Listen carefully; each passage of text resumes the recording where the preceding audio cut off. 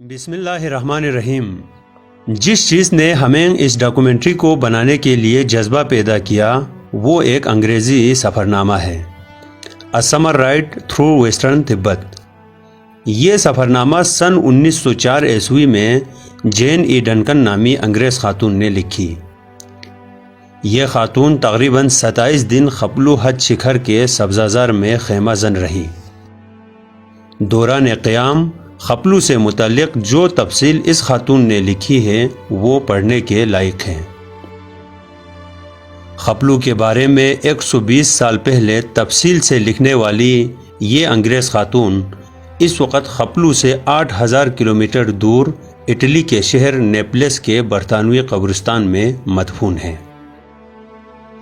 مس Duncan نے خپلو میں موجود ایک سکول کے بارے میں بھی لکھی ہے کہ ڈوگرا دور میں سن 1904 عیسوی میں خپلو میں باقاعدہ سرکاری سکول موجود تھا۔ آج سے 120 سال پہلے خپلو جیسے دور افتادہ علاقے میں سکول کی موجودگی کی اطلاع ہمارے لیے حیران کن تھا۔ اس کتاب کو پڑھنے کے بعد یہ پتہ لگانا ضروری ہو گیا کہ یہ سکول کہاں قائم تھا، کیا 1904 سے پہلے بھی خپلو میں کوئی سکول موجود تھا، پہلا ٹیچر کون تھا، طلباء کی تعداد کتنی تھی اور ٹیچر کو کتنی تنخواہ ملتی تھی۔ ایک ایسا موضوع ہمارے ہاتھ لگ گیا تھا جس میں عام لوگوں کی دلچسپی بھی شامل تھی۔ اسی تجسس میں ہم نے فیصلہ کیا کہ اس موضوع پر ایک مکمل ڈاکومنٹری فلم بننی چاہیے تاکہ آنے والے نسلوں کو پتہ چلے کہ کن حالات میں خپلو میں تعلیم کی ابتدا ہوئی۔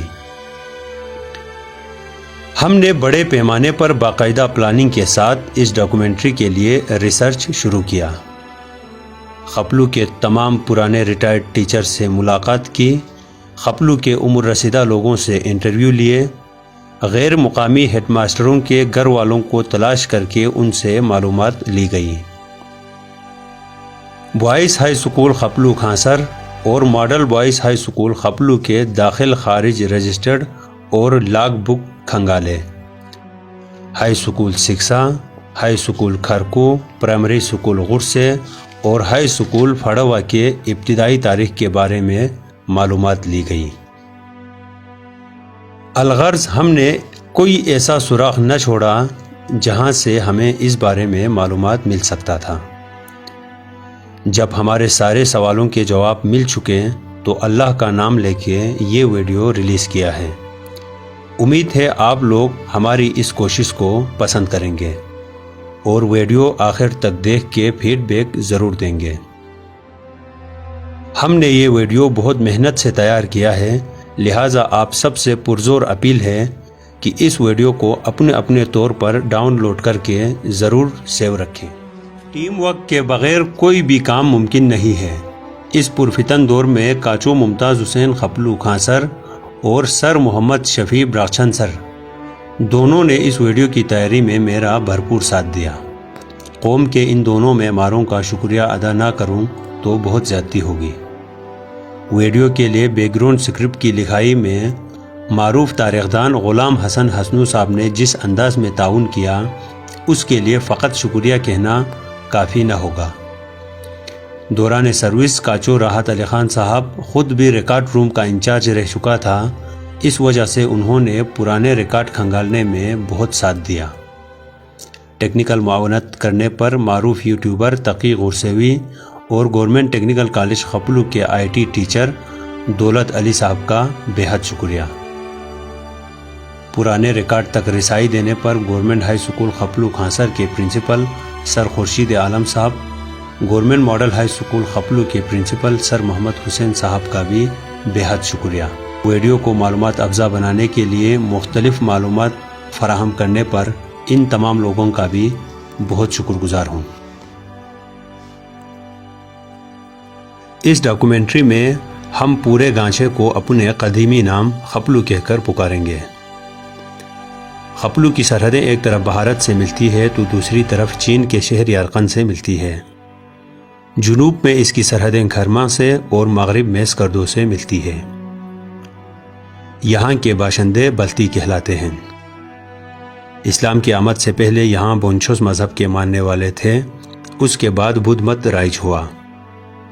14ویں صدی عیسوی میں امیر کبیر سعید علی ہمدانی کی آمد کے بعد لوگ جوق در جوق اسلام میں داخل ہوئے۔ خپلو میں اس وقت 100% آبادی مسلمان ہے اور نوربخشیہ اہل تشیع، اہل حدیث اور اہل سنت فرقوں سے تعلق رکھتے ہیں۔ خپلو میں تعلیم کی ابتدا کب ہوئی، اس حوالے سے ہم نے ڈاکومنٹری کو 6 حصوں میں تقسیم کیا ہے۔ بدھ مت دور میں تعلیم کی صورتحال، اسلام کی آمد کے بعد تعلیم کی صورتحال، ڈوگرا زمانے میں تعلیم کی صورتحال، قیام پاکستان کے بعد تعلیم کی صورتحال، خواتین کی تعلیم کی ابتدا اور انگلش میڈیم سکول کی ابتدا۔ یہاں زمانہ قدیم میں بونچھوس نامی مقامی دین رائج رہا۔ یہ خالصتاً ایک مقامی دھرم تھا جس کے تحت دیوی دیوتاؤں اور مظاہر فطرت جیسے چاند سورج کی پرستش کی جاتی تھی۔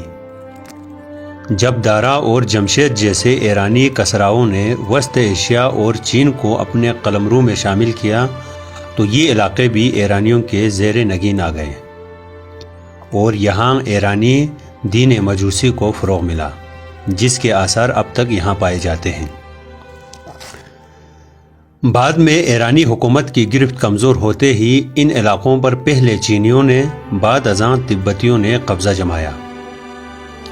طویل عرصہ تک تبتی قبضے کے نتیجے میں نہ صرف یہاں بدھ مت کو رواج ملا بلکہ بلتی زبان و ادب اور تہذیب و تمدن کو بھی فروغ حاصل ہوا۔ یہ سلسلہ 8ویں صدی ہجری تک جاری رہا۔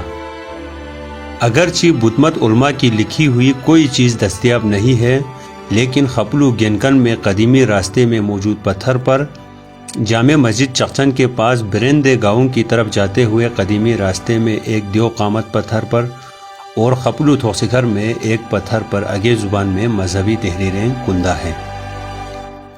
اس کے علاوہ سلنگ، یوگو، کرس، کندس، دمسم اور کھرفق میں مختلف چٹانوں پر بلتی زبان میں قدیم تحریریں اور مختلف نقوش کندہ ہیں، جن کی پختگی اس بات کی غماس ہے کہ ماضی میں یہاں اگے زبان میں اعلیٰ اور معیاری تعلیم عام تھی۔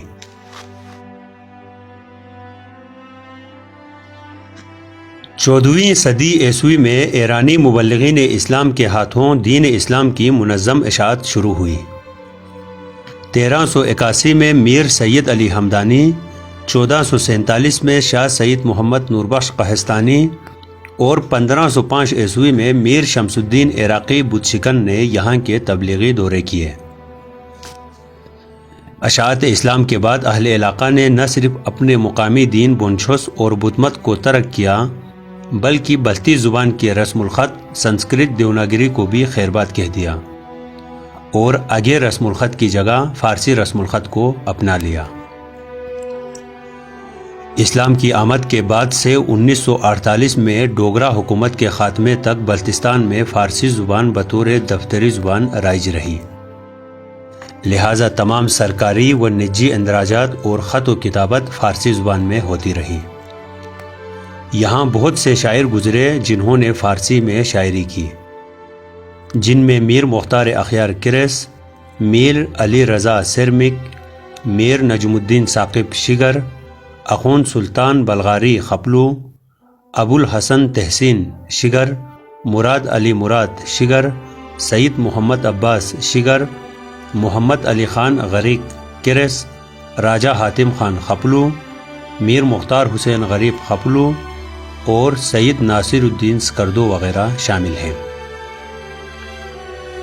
اس دور میں باقاعدہ سکول تو موجود نہیں تھا مگر علماء کرام کا گھر مدرسہ ہوتا تھا، وہاں سے مفت تعلیم حاصل کرتے۔ تعلیم میں بھی محض مذہبی ضروریات اور تقاضوں کو مد نظر رکھا جاتا۔ شروع میں قرآن پاک، سعدی کی کریمہ، گلستان، بوستان اور فقۃ الاحوت پڑھائے جاتے تھے۔ بعد میں روضۃ الشہداء، مشکات المصابیح، مودۃ القربہ، ابواب الجنان اور صرف و نحو کی کتابیں بھی پڑھائی جانے لگیں۔ علماء کے گھروں کے ذریعے علم و ادب خاص طور پر فارسی زبان کو بڑا فروغ حاصل ہوا۔ بہر صورت خپلو میں اسلام کی آمد کے بعد فارسی زبان میں تعلیم عام تھی۔